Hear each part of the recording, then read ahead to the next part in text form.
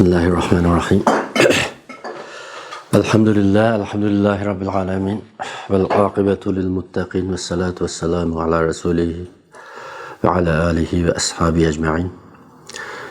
Aval bizden Rabbimizge bütmez tügümez hamdü sanalarını yollayımız. Andın Peygamberimiz sallallahu aleyhi ve sellemge, aile tavabatlarına, sahabelerge ve kıyamet kiçe muşu hak üstüde boğan barlık dünyanın her kaysı caylarıge müminlerge, Müslümanlara Allah'ın salamını yollayımız.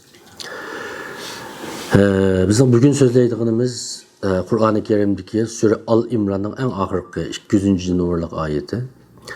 Yani Kur'an-ı Kerim bizge nispeten bir Müslüman'a nispeten bir kompas. Biz karanlıkta kalganda yolumuzun tapıdığan ve bizge mengülük prensiplerimizi gösterip verdiğin bir ilahi desturumuz. Bunun içinde bizim akidemizin asasları, ibadetlerimizin prensipleri, bazı umumi prensipler ve bazı konkret tafsilatlar. Şunun bilen birge, şu xil mazmunlu buluş bilen birge bizge nispeten bir galibe, bir zaferge erişishning bazı yollarını gösterken. Biz bugün sözleydiğimiz şu ayet del bizge o'xshash zaferge çanqap ketken, g'alabega intizor olib ko'zimiz 4 va 8 bo'lib ketgan bir millatga nisbatan mümin bo'lish sifatimiz bilan nima ishlarni qilsak Allah bizga biz kutgan, biz zoriqqan shu g'alabimizni, shu zafarni bizga beradi degan savolga ma'lum jihatda javob bo'la oladi deb o'ylab shu oyat haqida so'zlashni to'g'ri topdim. Chunki hozir bu 7-8 yıllık irqiy qirg'inchilikning davomlashishi va hozirgi siyosatning tiximi bizni qo'rqinchli bir oqibatga elib minishi, dunyo siyosatidagi bizga foydasiz o'zgarishlarning ko'payishi deganga o'xshash ishlar chet eldagi Uyg'urlarni, biz musulmonlarni biz mayli e'tirof qildik, mayli ig'ir bir ruhiy zarba bo'layotdi. Bizning ishonchimizni, kelgusimizga bo'lgan ishonchimizni, shu g'alaba nusratga bo'lgan ishonchimizni tavirtiyotidir. Şu sebepten hazır dava işlerimiz, umumyüzlük barlık seplerdeki ifademiz, meyli medeniyet sahasında, meyli mağarıpta, digidek bütün sahalerde fevkalade insanlara ait üşengil olmaydıgan bir xil ruhsizlik, bir cansızlık, bir ümitsizlik var. Bu bir müminge, bir Müslümana yaraşıdığan ruhi halet emesemdi. Bu ayet, şunda bir ayet Allah Kur'an-ı Kerim'de şunda degen. Ya eyyühellezine amenu isbiru ve sabiru ve rabitu vettekullaha leallekum tuflihun. Bu ayette fakat biz to'xtaldiğimiz 4 kelime var. 4 kelimenin ma'nosi biz için hozir men tilga olgan shu kompas rolini o'ynaydi deb o'ylayman. Oyatning ma'nosi shu. Ey müminlar, ya eyyühellezine amenu isbiru, ya'ni sabr qilinglar. Ondan keyin ve sabiru. Yani bu endi sabr qilishda beslashinglar. Sabr qilishinglar. Yani sabr qilishda beslashinglar. Ondan keyin ve rabitu. Tayyor turinglar. Her vaqt tayyor turinglar. Her vaqt bexud bo'lmanglar. Her vaqt uyg'oq, sagak turinglar. Ve taqvodor bo'linglar. Yani Allohdan qo'rqinglar. Mana mushunda qilsanglar la'allakum tuflihun. Muşunda qilsanglar, maqsadinglarga yetishinglarni umid bor. Maqsadinglarga yetishinglar mumkin. Deyapti. Ya'ni Allah bizga biz maqsadimizni yuqorqi shu 4 hukm orqali bizga tushuntiryapti. Agar sizning bir g'alaba qilish niyatinglar bo'lar bo'lsa, shu 4 ishni qilinglar. Biz shu 4 hukm haqida to'xtalamiz. Endi bu ayetlerdeki birincisi sabr qilinglar. Endi bu Uyg'ur istimal tilida bu sabr degan so'z endi bizning uzoq mezgillik til odatimizda islom asli ifodalamoqchi bo'lgan. Ya'ni Qur'oni Karimdagi, hadisdagi asli bizning oyat hadis ifodalamoqchi bo'lgan ma'nidan biz ishlatish davomida bu so'zning ma'nosi biroz qaygan. Mening qarashimcha. Masalan biz Uyg'ur istimalida endi sabr qiling degan chog'da, bir odam sabrchan odam degan chog'da, bir millatni sabrga undigan chog'da bu bir xil yuvashlikqa undash to'xtab qilishga undash, ya'ni inkos qaytirishdan, harakat qaytirishdan chekinib, beshini ichiga tiqib olib yashashni sabr qilish deganga o'xshash bir yomon ma'no olib qoldi. Halbuki islomdagi asli Qur'oni Karimda demoqchi bo'lgan, payg'ambarimiz hadislarda bizga o'rgatgan bu sabr u emas. Yani herkes yetivanglar, hech qanaqa inkos qaytirmanglar, yavaş yumshoq bo'linglar degan gap emas. Asli sabr sizlar mustahkam turinglar. Her qanday bir musibat oldida keyninglarga chekinib ketmanglar, mustahkam turinglar, irodanglardan voz kechmanglar. Yani men to'liq obrazliqroq bo'lsin deb o'qishib deb qo'yman. Yani ba'zi musibatlarga nisbatan, zulmga nisbatan hozirning o'zida darhol inkos qaytarmasanglarmi, mushtuminglarni chin tuginglar, ammo atmay turinglar degan ma'noda. Ammo mushtuminglar har vaqt tugilib tursin. Ama bizdeki sabır muşni turmaydigan bir sabır. Mush turishni unutib qoladigan bir sabır. Bu islom bizga o'rgatgan sabır emas. Endi shuni bilan birga bu sabır qanday ishlarga sabır deganda o'limalar buni nurg'un ma'nolarni bergan. Nurg'un bir qancha nuqtaga yig'inchoqlash mumkin. Birisi tashqi musibatlarga nisbatan bunu Allohning bir taqdiri, qismati deb qarab, hech qisi yo'q deb qabul qilib etish. İkincisi nefsimiz ezik turgan. Mesela bazı vakitte deyli, akallisi ettiğini saat 5'te kopup teheccüd okumakçı. Ama şu çağda kopula diye vakitte bizi şeytan azırıp birden uxlub al diyen çağda şeytanın ezik turuşuna nispeten müstehkem turuş. Bizning nefsimiz bizni taatkan nurgun yaman işlerine nispeten kıyıp ketmey, teyip ketmey, yumuşap ketmey, müstehkem turuş, irade bilen turuş. Hani üçüncüsü ibadetten arkalı müşakkatlerine nispeten keynimizge yeni varmaslık. En akıllisi şahsi ibadet olan namazdan başlap, siyasi, ictimai ibadet olan uruş kılış, cihat kılışlara kadar. Allah yolunda pul hacleşke okşaş, iktisadi ibadetlerine kadar. Anladın başkalarının aldığı bir ictimai mesuliyetimizi ada kılış devamında şu vakitte yetken bazı eziyetlerine mi sabır kılışka okşaş. Mesela biz bazı vakitte başkalarına yardım kılsak, başkalarından biz kütken bir cevap gelmeyken vakitte bunda işleme kılamdı o deyip o ictimai mesuliyetinden vazgeçidiğen nurgun kişiler var. Bana muşunun o zaman muşunda meydalladığımız sabır kılış. Sabır kılış. Şu ayette sabır kılanlar diyen adam munu işki sabır kılanlar deyip keynide manda işki sabır kılanlar deyip keymigen. Sabır kılanlar diyen şunlaşka biz bu sabırın ma'nosini şu bir qancha keng kategoriyada butunlay tushunishimiz mumkin. Chunki boshqa oyatlardami, hadislardami sabr qilinglar. Alloh sabr qilguvchilar bilan billah degan vaqtda Alloh hargiz bu beshini ichiga tiqib olguvchilar bilan billah, yetib olguvchilar bilan billah, uxlab qolguvchilar bilan billah degan gap emas bu. Mesela Mekke'deki vaziyatni nurg'un o'limalar izchil 13 yil shu urush qilmagan, jihad qilmagan vaziyatni shu sabrning yaxshi bir ulgusi sifatida tasvirlaydi. Ya'ni Mekke'de bir zulüm mevcut. Mekke müşrikleri Müslümanlığa küçük gündüz zulüm selavatıda. Müslümanlar ona kanda takabıltıdı. Sabır bilen takabıltıdı. Onun sabrı kanda haleti eks etti. Yani hayatlıkta dese yeni varmaslık bilen. Üzerine akidesinde müstehkem duruş bilen. Aşı kafirler bilen münasebetini tevella ve teberra bilen. Yani Allah'ın dostu dost, düşmanı düşmanı buluş bilen. Müstehkem irade bilen ifadelendi. Gerçi Mekke'deki Müslümanlar derhal ulağa karşı bir muş atmagan bolsa mu? Ulağa karşı uruş kılmagan bolsa mu? Ama kendine yanmaslığı, iradesinin müstehkem duruşunun özü Allah uladın kütken ve ulağa kılgan çağda razı olan sabır. Hem de ikincisi ve sabiru. Bu halkı Arapça tıl noktasını etkilen vakitte sabere diyen söz. Arap tilde faale de bir vezin var mı? Arapça bildiğinde yaxşı buldu. Bu bir iş hareketinden iki taraf arasında özara bulduğanlığını bildirdiğin ma'nini köp kelidemdi. Mesela biz Uygurçadaki muamele diyen sözümüz ameliyette del aşı Arap tilideki amele diyen sözünün mesler şekilden kelgan. Mesela muamele qilish iş desek biraz bunun bilen yapıldı. Qarshi taraf bilen muamele qilish, qarshi taraf bilen bir ya fikir yoki ish harekatda bir o'zaro ta'sir ko'rsatayotgan bir ishni qilish degan gap. Shunga o'xshash boshqa nurg'un mushu mufaala vaznida kelgan fe'llar arab tilida. Bu ikki tarafning o'zaro birisi-birisiga qilishadigan ishlarining ma'nosida. Ana mayadaki musabere degan gap olimlarning tushuntirishicha oyatni Uyg'urcha tafsir edimi tırnaqning ichiga dal shuni deb sevirde ulardan üstün kelanglar. Yani düşmanlardan yani chidamchanlikda irodada ulardan üstün kelanglar. Düşmanlardan mı bek chidamchan bo'langlar.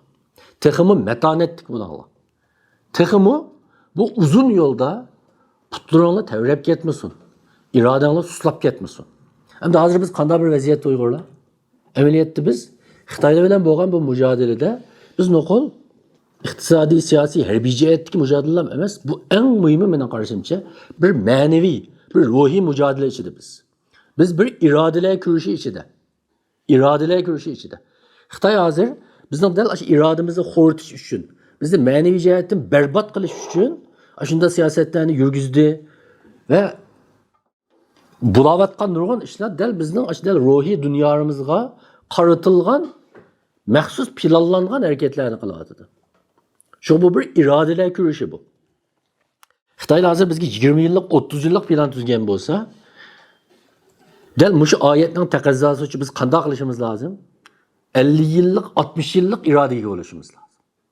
Ve o'ylab boqaylik, Xitoy bizning tuprog'imizdan chiqadigan mal mulk uchun, ya'ni kan boyliklari uchun, shu tuproqni mangulik uzun qilib olishi uchun, ya'ni bu dunyolik manfaati uchun.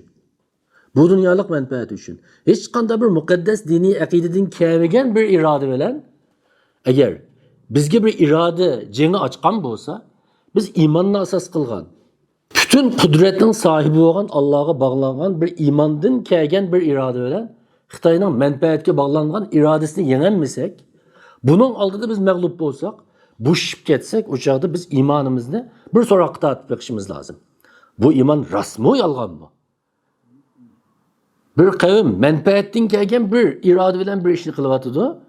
Biz oxiratga bog'langan, Allohga bog'langan iymon bilan ulochilik irodalik bo'lolmasak, ulochilik sabr qilishda, chidamchanlikda ulini besib ololmasak, o vaqtda biz haqiqatan Allohga yuzlanmaymiz. Biz ma iymonimizni haqiqatan bir so'roqqa tortib beqish deyish ko'p qoldi. Ya'ni demakchi o'g'inimiz bizning mavjudligimizni saqlashimiz, erkinligimizni qo'lga keltirishimizga bo'lgan irodamiz Xitoyning bizni yo'qotish, bizni yo'q qilishga bo'lgan irodasining natijasi kuchli bo'lishi va shunda kuchli ekanligi ifodalanishi va bu ifodalanish bilan Xitoyni tamtirtib qo'ya oladigan bir holga kelish kerak. Ma millatga amal qilolmagidak degan holga akilish kerak aslida. Bunda qilish uchun o'ylab boqinglar, pul ketmaydi, iqtisod ketmaydi, qurol yarog, fan texnika ketmaydi. Ya'ni bizning ilkimizda bo'lmagan tashqi moddiy sharoitlarga erishmay turibmi? Biz faqat va faqat Allohga bog'langan, haqiqatga bog'langan iymonimiz bilan, adolat tuyg'umiz bilan va mushuningdan uzuqlangan irodamiz bilan Xitoyni umidsizlantirishga asli qodir biz.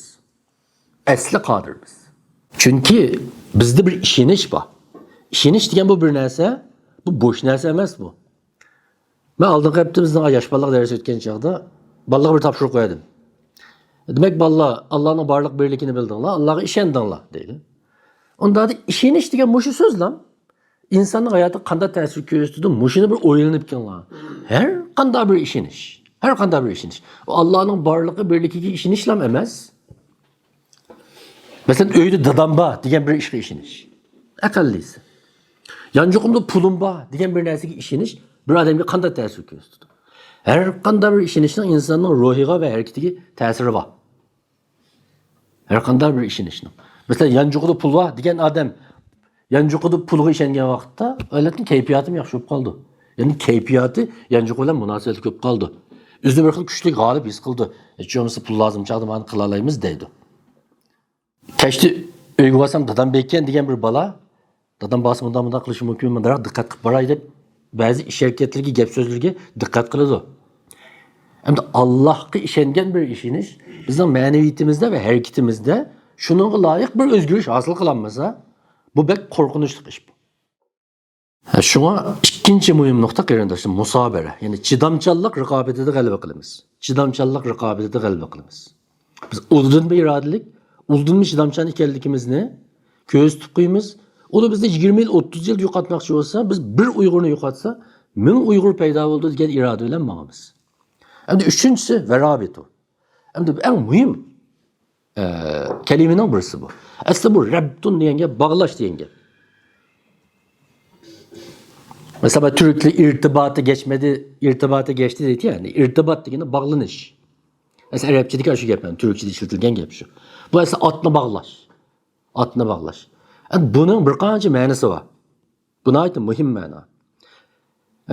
Mesela bazı hadiste, mesela Peygamber Aleyhisselam'ın tüvendeki hadisi de yani ela edullukum ala ma yemhullahu bihi el hataya.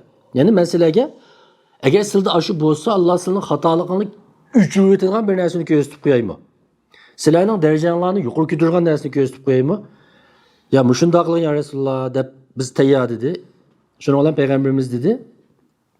Tahoratni komillalish.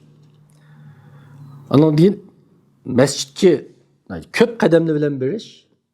Namaz bilan namaz o'ttirusida saqlash deb bilib, namaz bilan namaz o'ttirusida saqlashni fazalikumur ribat. Fazalikumur ribat. Fasalikum ribat 3 qatim mushu kelimani ishlatdi. Ya'ni ribat degan mushu. Ya'ni ma'nomizdan ma'nomizgacha saqlab turish ribat.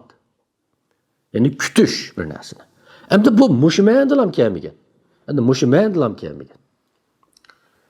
Mesela Peygamberimizin mavi hadisinde bir kecha kunduz ribatda turish, ya'ni ribatu yawmin ve leyletin hayrun min siyamin shahrin ve qiyamihi.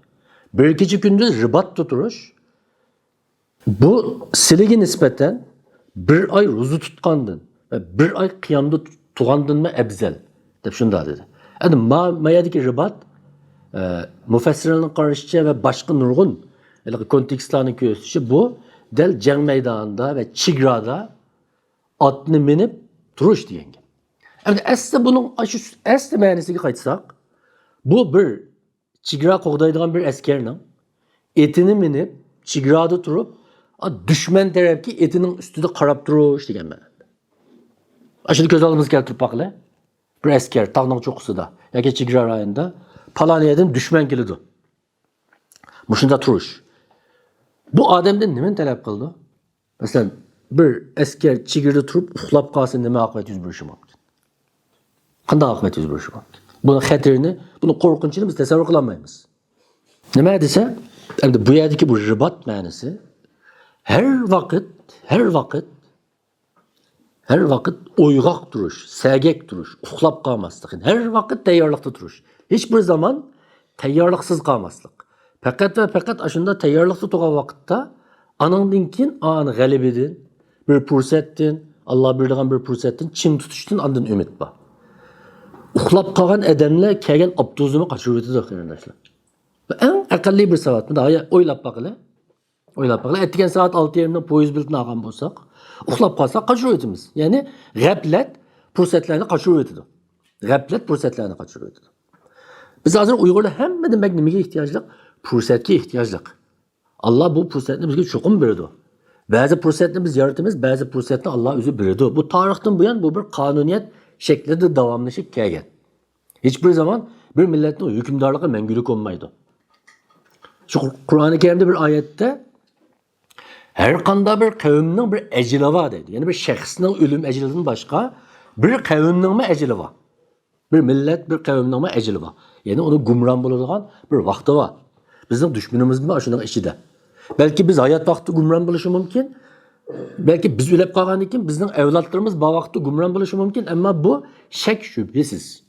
Endiki gap ashunli gumron bo'ladigan shu daqiqalarda biz ve bizning avlodlarimiz ashunda uyg'oqmi? Ashunda ribatda turaliqmi? Ashuni shu chigirda atning ustiga minib turib, dushman tarafdan nazarini, ko'zini uzmagan bir jangchiga o'xshash ribatda turaliqmi? Biz turaliqmi hozir? Haqiqatan ham Allohga yuzgilanmagiday darajada ifodamiz yaxshi emas hamda bu ishda. Chunki hamda har vaqt men eng yaxshi ko'rgan bir gap bor. Fursat Allah tayyor tug'anligi bergan bir mukofot bu. Mayli maktabda o'qigan bir o'quvchi uchun, mayli bizga o'xshash bir millat, bir qavm uchun. Masalan bir ba'zi misollarni olaylik. Tarixda shu nurg'un millatlar fursat kutdi va fursatni tutdi. Shu fursat orqali anadan keyin qudrat deb olaydi. Shundaqla o'zining qudratli vaqtida haddidan ziyoda hakavurlikqa, mag'rurlikqa cho'kib, Allohning uni qudratli qilganligini unutib ketib, Fir'avnga o'xshash, Namrudga o'xshash, hatto sobiq Sovet ittifoqiga o'xshash, Stalin, Xrushchevga o'xshash. Cho'qim tarixdagi 1000 yil, 2000 yil burunqini misol qilishning hojati yo'q. Bekçi qadidinlashgan tağutlu var. Şularning gumron bo'lganligini ko'rdik. Ammo bunda biz konkret ana ichidagi bir mexanizmga qarab baqili. Sovet ittifoqining parchalanishi, nuqul g'arb dunyosining parchalash siyosatidan boshqa o'z ichidagi zaiflikni bir yerga kelgan. Anlaymi? Her qanday vaqtda bir qavmning, bir dushman qavmning ichidagi zaiflik sirtdagi millatga nisbatan bir fursat yo'chqa ichib turdi. Masalan, Buxoroda bir voqea bor, qarindoshlar. Hazrati Aisha radhiyallohu anhaning shu Buas kuni Allohning payg'ambarimizga qilgan nihoyat cho'ng so'g'itidir deb shunda deydi. Bu nima degan gap? Buas kuni, Yevmun Buas deb bir kun var. Bu kun amaliyotda Medine'deki asli bu Evs kabilesi bilan Hazraj kabilesi Peygamberimiz hicret berişten tahminen 10 yıl etrafıdır deymi. Bunun o ardından çok bir uruş olgan onun içinde. Onun uruş olgandan keyin yüz bergen iş nima dese her iki kabilenin çok aksakalları bu urushda ulab ketgan. Şunlar bu kabilenin başlıklarının hepsi yaş balla. Mesela Said ibn Ubade, Said ibn Muaz degandek iki kabilenin nimeleri şu kabile başlıkları 30 yaş etrafındaki yigitler. Hem de Aişe Rezanlığı bir yerde nime için Peygamberimiz aşağıya hicret kılışını oyulaştın mı burunqı? 10 yıl burunqı Medine'deki bir vakayını Peygamberimizge Allah bergen bir mukafatdaydı. Yani Medine'deki uruş, Medine'nin içindeki yeni bir sadanın, yani İslam çağırıqının taqılışığı düşmanlık kılıdığan konu kallılığın bir türkümünü yok kılıp etken. Bu mesela bu Mekke'deki Araplı ile Medine'deki Araplı okşaş. Mekke'deki Araplı o kadar düşmanlık kıldı. Halbuki Medine'dekiler bir kıtımlık Rızvan Bey'de 10 netçi kişi yeni bir yıllam 70 netçi adam geldi. Mus'ab ibn Umeyr'in evvelsi bilen Medine'de İslam avazı kirmegen bir mi öy kalmagan degen. Bunda bir vaziyet şekillendi. Ayette bir sosyolojik bir özgürlük var Medine cemiyetinde. Yani Medine'deki uruş İslam davetinin Medine'de takılışı için. Kelgüsüdeki acı hicretke Allah Irak'tan bir asas seppeye geldiğini gösterdi. Bu Peygamberimizden planını açı dememez. Sahabenin planını açı dememez. Yani Allah'ın planını açı de. Ama en mühim halkalık nokta Mekke'deki Müslümanlar Peygamber Aleyhisselam rehberlikide Medine'deki aşında bir fırsatki teyyar oğanlık için hicret kıp bağa vakti nait kısa vakti içinde Medine'deki teşebbüskarlık orunu kolu keltirdi ve keyinki vakalarını hepimiz biliriz. Kudu şunu okşaş. Bizim tarihimizde bizim teatürden bir misalını alsak. Yerken Saidiye halkı zavallık yüz tutkandan keyin Abbaq Hocanın kelişi, şunlar Abbaq Hocanın İsmail Han, Abbaq Hocanı heydip etip, Abbaq Hoca o yerden Tibet'e verip, Dalai Lama'ya tazim kılıp, onun xitini elip, Dalai Lama'nın nimesi olgan. Muritlerden bolgan Galdan'dan yangar. Bu Galdan hemde. Hemimiz bilemiz bu nime. Buddhist dilinin şu Dalai Lama aşılan mezhebiga teve nimenin birisinde. Jongarlı'nın komandanı şu vaqtdaki. Şular onun xitini görgenden keyin Galdan Abbaq Hocanın paydalanıp şimal tarafdan kelip bizning Altshar rayonini işgal kıldı. Şunun bilan Yeken Saidiye halkı tarixga aylandi. Ondan keyin 90 yil etrafında Hocalar devri de bir devir hüküm sürdü bizim tariximizde. Şu vaqtda qarasa bu Altshar rayonida nayda siyasi parçalanış var. Düşmenge nisbeten bizim içimizdeki bu parçalanış, bu acizlik bir fırsat oldu. Düşman bu fırsatı nayda asallam tuttu. Eğer içimiz müstehkem bo'lgan bo'lsa qanday bo'lardi? Balkim unda asan bo'lmasligi mumkindi. Bu xil misal intayin ko'p. Hindistonning Angliya tarafidan ishg'ol qilinishi shunga o'xshaydi. Hatta aynı vakitte nimenin? Endalus'un Tarık ibn Ziyad şu mücahitini başlap Cebel Tarık boğuzdun ötep, kiyimeliği ot koyu etip, kaytıdığan yolumuz yok. Hem de ya bir şeyini petri kılımız ya şehit olumuz dep. Mangan vakittin burun mu? Şu çağdaki Endalus cemiyeti yani ayetteki Hristiyan cemiyeti işçide naydı parçalangan birisi bilen ihtilaflaşkan, düşmelleşken alet. Hatta bazı rivayetlerde İçideki bazı Aksun Ekil'den bazı küçük şehirlerin başlıklarına Müslümanlık xat yazıp seni kelsanla biz içki cihetini yardım birliği degan malumatları mı var? Demek bunda deyişarlıq ben nima demekçi dese bu Xitayning aşında bir zayıfleşken vaqtlığı kilidi. Menimcha kilovatı qarmoqqa daydı ponzakdek yo'g'on ko'rangani bilan texmi ig'ir masalalarga duch kelyapti. Ba'zi vaqtda qancha izgi chiqqan sari shuncha qattiq tushadi. Qancha yo'g'ingansa shuncha qattiq portlaydi. Lekin yo'g'inishidan, igizlishidan qo'rqib kelish to'g'ri emas. Ya'ni Xitoy ichida shunda bir bizga foydali bir fursatli shakllangan vaqtda bizmi shu fursatni tuta olishimiz uchun va ribatda turishimiz lozim. Har vaqt sezgir turishimiz lozim. Buning uchun konkret nimalarni qila olishimiz mumkin?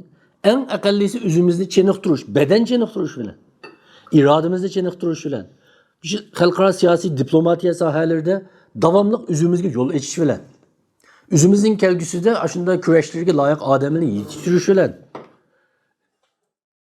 kelgusida vatanda nashr qiladigan kitoblarimizni mishada tayyorlash bilan, shunda bir ish ochilgan vaqtda dal shu necha yilning yoqi, necha yil bizning shu vatanda elib berilgan, bizning millatning mingisini yug'an bu siyosatning qoldiqlarini tozalash uchun bu yerda g'oyat zo'r boylik lozim.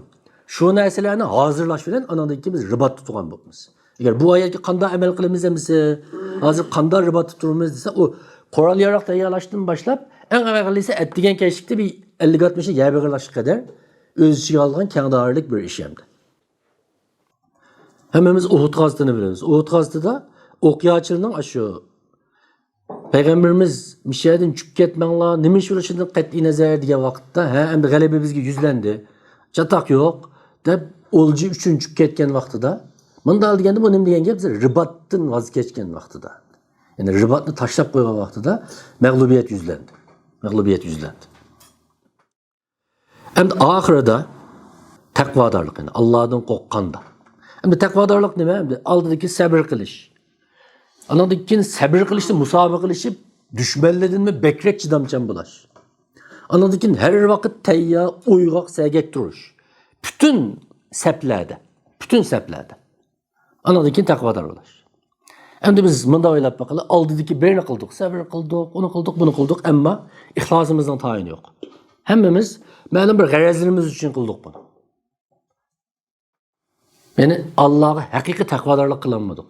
Çünkü Allah'a taqvodorlik qilish Peygamberimizin hadisi bo'yicha taqvodorlik mayada degan. Peygamberimiz ko'krikini ko'rsatib, yani qalbida degan.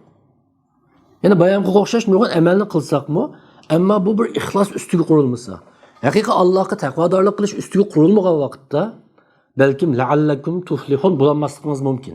Yani Allah sizga yana o g'alabani bermasligi mumkin. Bo'lib müminlarga nisbatan müminlik bilan taqvodorlik o birisi shart qiladigan nihoyatda muhim ikki huquq. Demak hamda biz yuqorqi oyatni bir oxirida bir gavdiga aylantirgan vaqtimizda qarindoshlar. Haq ustida tavranmay turgan vaqtimizda. Mayli qanday mushkulot kelsin, keynimizga chekinmaganda. Bu hozir nurg'un odam, masalan, bu da'vo saplaridan uning ishtirok qilmasa, vatan millat mujodalasini sal unutib qolsa, susib qilsa, men sabr qilolmadim deb qaramaydi ekan. Halbuki undaq ish bo'lmaydi bu yerda. Chet eldagi har bir Uyg'ur Xitoyga qarshi bir jihad safida. Buningdan o'zini men mustasno, men uning ichida emas deydigan, agar o'zini musulmonlar desa, o vaqtda hammasi o jihadning bir ichida. Belki birisi aldığın septe oluşu mümkün, birisi otturu septe, birisi keyni septe oluşu mümkün. Septinin nerede oluşu mühim emez. Ama üzerine bir mücahit deyip hesaplaş, çeteldeki her bir Uygur için bir perz ayin bir iş. Yani aşında bir ruh bo'lgan vaqtda sabr qila olganda, o'zimizning kimligini qo'g'dashda, bayam degandek, mujodilaning jafo mushaqqatlarida, hatto butun dunyo bizni tashlab etsinmi? Hech qanday media bizning gapimizni qilmasinmi? Mushunda vaqtda voz kechmay turadigan vaqtda. Ya'ni bu ishda umid qilmadi. Endi eshikni och qultida astag'ina qo'ngni qisib, ibodatimizni qilib, bunda qilib degandan keyin bu oyat qilingan xiyonat. İkincisi, Xitoyning bizni yo'qotish irodasi qanchalik kuchli bo'lishidan qat'iy nazar, bizning yo'qolmaslik irodamiz Xitoyning irodasidan nechasi kuchli bo'ladigan vaqtda. Ya'ni bu iroda to'qinishida, iroda jangida Xitoyni mag'lub qila olgan vaqtimizda. Uchinchisi, hayotimizning har daqiqasida, har sohasida o'yg'oq, sagak, har vaqt tayyor turadigan vaqtimizda. Shundaqla bütün bu amallarimizni İhlas ve takvadorlik ustiga quradigan vaqtimizda inshaalloh Alloh cho'qim bizga yordam berdi ve biz g'alabani qo'lga keltira olamiz. Endi yuqorqi bu 4 omil qarindosh o'ylab boqili. Bayam dedim. Bu iqtisod pul ketadigan ish emas. Nihoyat zo'r bir qurol yarog ketadigan ish emas. Albatta bu bizning mujodilamizda moddiy kuchni hech bir zaman inkor qilmaymiz. U intayin muhim. Ammo bu oyatni o'ziga qarasak, sen manevi cihetki şartlarını ada kıl. Sabır kılış. Tekimi sabır kılış. Hem bir qarasak bu meyada bizge ma kurashning birinci kademeden ahirgacha bo'lgan bir qadam bosqichlarining bishorati ve ishorati bo'lishi mumkin. Mesela birinci isbiru. Yani her bir shaxsga nisbatan chidamchan bo'lish. Ama ulam yeterli emas. İkinci bosqichda bu chidamchanlikda tashqi jihatda düşmanni yengidek irodalik bo'lish. Ulg'undan bek irodalik bo'lish. U bekroq, ya'ni eshikdan chiqish oldiga. Anandaki verabitu. Ya'ni ribatda turish, mustahkam turish. U texma tog'ning cho'qqisiga chiqish. Ya'ni 1 2 3 bunda qadamlik bir strategiyani so'zlayotdi. Demak, mushu 4 uqum asosida shakllangan, meningcha bu retsep, bu ilahi retsep. İnşallah bizning agar biz amal qila olsak, bütün millat süpütede amal qila olgan vaqtda bu zulmetdan, bu zulmdan, bu qaranlıqdan qutulishimizning bir yo'l xaritasi, bir kompasi bo'la oladi deb ishonsak bo'ldi qarindoshlar. Alloh hammamizni mana mushu sabda shunday sabr qila oladigan, chidamchanlik ko'rsata oladigan, chidamchanlikda dushmanlardanmi g'olib kela oladigan ve her bir hayatının her dakikasida, her vaktida o'yg'oqligini yo'qotmaydigan ve ihlas ve taqvodorligini qo'ldan bermaydigan müminlerden bo'lishga Alloh nasib qilsin ve Allah shunday bo'lish orqali g'alabani qo'lga keltirishda bizning bir hassimiz bo'lishga Alloh bizni muvaffaq qilsin. Amin.